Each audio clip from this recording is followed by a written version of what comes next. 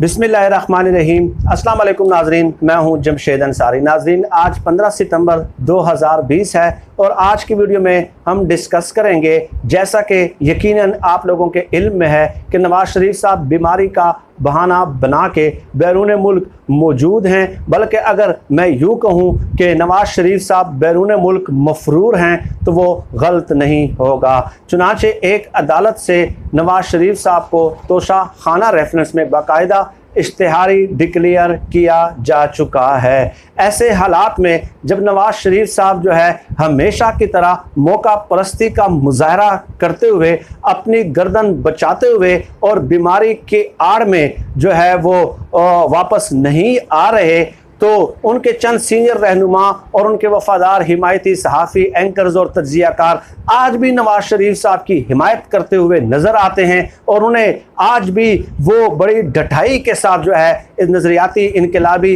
और बागी साबित करने पे तुले हुए हैं। चुनांचे आज की इस वीडियो में मैं मुस्लिम लीग नून के अपने ही सीनियर रहनुमा की किताब से एक वाक़या आप लोगों की खिदमत में पेश करूँगा, जिससे ये साबित होगा कि नवाज शरीफ साहब हमेशा मौका परस्त साबित हुए हैं और हर मुश्किल हालात में, नामुसाद हालात में जब भी उन पे उफ्ताद नाजिल होती है तो नवाज शरीफ साहब सबसे पहले अपनी गर्दन बचाने की फिक्र में होते हैं। और दूसरा वाक़या नाज़रीन एक किताब से आप लोगों की खिदमत में पेश करूंगा कि जब नवाज शरीफ साहब वज़ीर आज़म पाकिस्तान थे तो किस तरह उन्होंने अपने बचपन के दोस्त को वज़ीर आज़म हाउस में किन खास कामों पर मामूर किया था। इससे पहले नवाज शरीफ साहब ने किन किन महकमों में जो है ना अपने वफादार और हिमायती भर्ती किए, वो तफसीलात हम आप लोगों की खिदमत में अपनी दर्जनों विलाग्स में, वीडियोस में पेश कर चुके हैं। ज़ाहिर है एक विलाग में उसका इहाता नहीं हो सकता। अब आ जाते हैं बगैर वक्त ज़ाया किए इतवार 10 दिसंबर 2000 सुबह 10:55 पे नवाज शरीफ साहब का 30 रुकनी काफिला जो है वो बिल्कुल तैयार मौजूद होता है।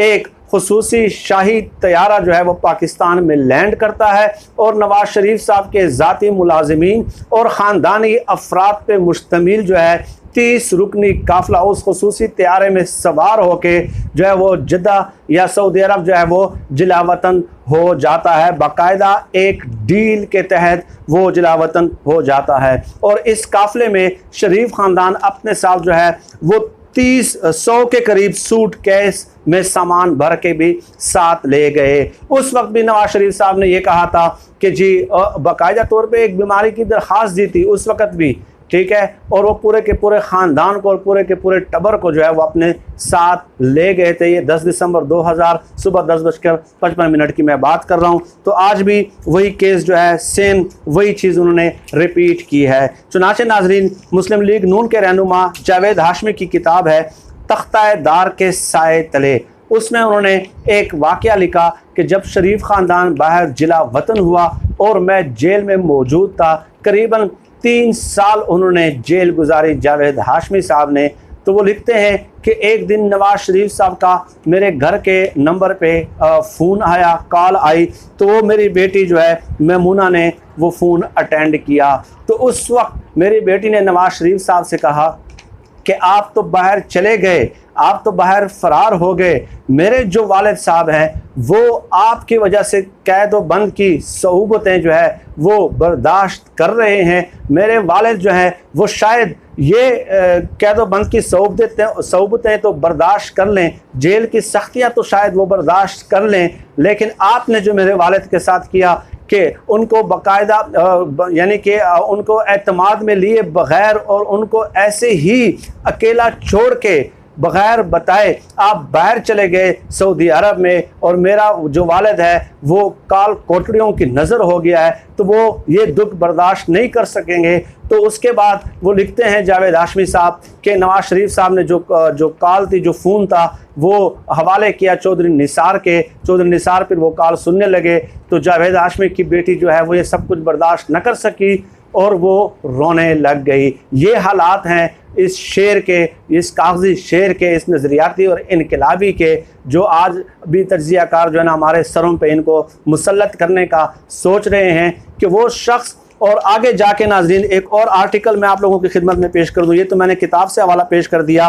खालिद मसूद खान है, हफ्ता 31 जुलाई 2010 को उन्होंने अपना एक आर्टिकल लिखा और उसमें उन्होंने लिखा कि जनाब जावेद हाशमी साहब ने 3 साल 9 माह और 5 दिन जेल में गुजारे और उस वक्त नून लीग की पार्टी को सहारा दिया जब शरीफ ख़ानदान जो है वो सऊदी अरब में स्टील मिल लगाने का सोच रहा था, बल्कि स्टील मिल शरीफ ख़ानदान लगा रही थी और लंदन में प्रॉपर्टी का वो कारोबार कर रही थी। उस वक्त जो है ना जावेद हाशमी ने नून लीग को सहारा दिया। उसके बाद जब ये फिर वापस आए तो उन्होंने जो है ना उस सदारत से हटा दिया और ख़ुद अपने ख़ानदान के अंदर ही वो सदारत जो है ना वापस ले ली। यानी कि जावेद हाशमी को ये मालूम था कि वो जो है ना तिजारत कर रहे हैं, कारोबार कर रहे हैं, लेकिन इसके बावजूद भी उन्होंने सहारा दिया। एक तो ये शेर का एक वाक़या था। इससे आगे चले नाज़रीन, सुहेल वड़ाइच साहब की किताब है गद्दार कौन, उसमें वो एक वाक़या लिखते हैं कि नवाज शरीफ साहब जब जिला वतन थे तो क्या मसरूफियात होती थी, और नवाज शरीफ साहब के करीबी दोस्त के हवाले से भी उन्होंने एक वाक़या लिखा है। वो लिखते हैं कि कोई मेहमान हो तो मियाँ नवाज शरीफ दोपहर का खाना लंदन के किसी न किसी रेस्टोरेंट में खाते हैं। आम तौर पर रेस्टोरेंट का इंतखाब नवाज शरीफ या मियाँ नवाज शरीफ के फैमिली फ्रेंड सज्जाद शाह करते हैं। लंदन में मेरे क़याम के दौरान 3 या 4 अरबी लेबनानी रेस्टोरेंट्स पे खाने का इत्तेफाक हुआ, और आगे जाके वो अपने जो उस तरह किस तरह उन्होंने ताज़ा मछली खाई, पुलाव खाई, खुसूसी डिश खाई, सुहेल वड़ाइच साहब उसका तस्करा करते हैं। अब नवाज शरीफ साहब के दोस्त पे आते हैं कि नवाज शरीफ के बचपन के दोस्त सज्जाद शाह अब शरीफ ख़ानदान के फैमिली फ्रेंड बन चुके हैं। सज्जाद शाह नवाज शरीफ के दौरे वज़ारत उज़्मा में वज़ीर आज़म हाउस में नवाज शरीफ को लतीफ़े और गाने सुनाया करते थे। इसके अलावा भी वो मज़ीद खिदमात अंजाम देते थे ताकि कौमी खिदमत से सरशार वज़ीर आज़म का ज़हनी बोझ और थकावट कम की जा सके। इसके अलावा सज्जाद शाह साहब जो है वो हल्का फुल्का मजाक भी करते थे, हाँ, और लतीफ़े और लताइफ वगैरह भी सुनाते थे, और खाने का भी बहुत अच्छा ज़ौक़ रखते थे। चुनांचे वो शरीफ खान और नवाज शरीफ साहब के लिए खुसूसी तौर पे खाने भी तैयार करते थे। यानी नवाज शरीफ साहब के बचपन के दोस्त थे।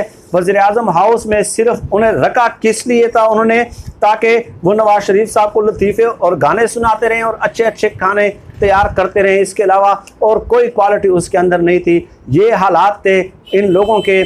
दर्जनों वीडियोस में हम आप लोगों को बता चुके हैं कि कैसे अताउल हक कासमी को, और इसके अलावा दर्जनों केसेस में आप लोगों की खिदमत में पेश कर चुका हूँ। अबसार आलम से लेके हुसैना कानी से लेके जो है ना इफ्तिखार अहमद से लेके तमाम तर लोग आप लोगों की खिदमत में हम बता चुके हैं कि कैसे उन्होंने इदारों का सत्यानाश किया, और जिन लोगों की कोई क्वालिटी नहीं थी, कोई क्वालिफ़िकेशन नहीं थी, तो उन्हें जो है ना लतीफ़े और गाने सुनाने पे मामूर कर दिया ताकि उनकी ज़हनी एक्सरसाइज होती रहे। और यही वजह है कि बाद में आने वाले हुक्मरानों को मुश्किल हालात का, नामुसाद हालात का सामना करना पड़ता है, और फिर ये दावे किए जाते हैं कि जो 30-40 सालों में हमने गंद किया वो 2 सालों में आपने साफ़ क्यों नहीं किया, आपने दूध और शहद की नहरें क्यों नहीं बहाई। भाई आपको मैंने 2-3 दिन पहले एक वीडियो में तफसील बयान की थी कि कैसे जनवरी 2014 से लेकर जून 2017 तक 3.5 सालों में सिर्फ पंजाब में 10,000 जो है जिनसे ज़्यादती के वाक़यात हुए सिर्फ पंजाब में, और उसमें जो कन्विक्शन रेट था वो सिर्फ 3% था। और इसके अलावा मैंने एक सरकारी रिपोर्ट आप लोगों की खिदमत में पेश की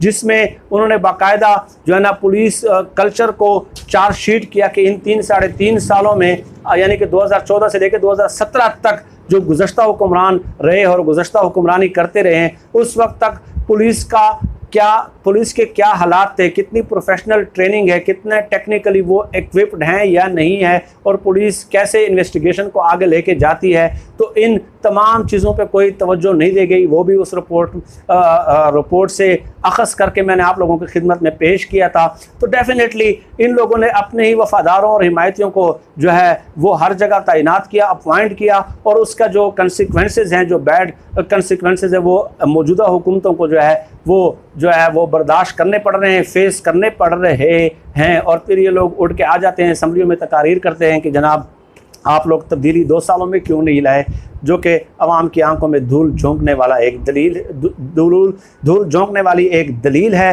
क्योंकि 2 सालों में कोई भी शख्स जो है वो तब्दीली नहीं ला सकता। गो की हुकूमत कोई भी हो वो बरी-उल-ज़िम्मा नहीं हो सकती।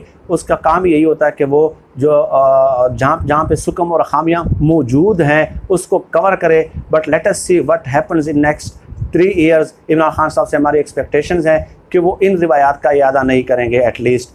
आज के लिए इतना ही। पाकिस्तान जिंदाबाद, अल्लाह हाफिज़।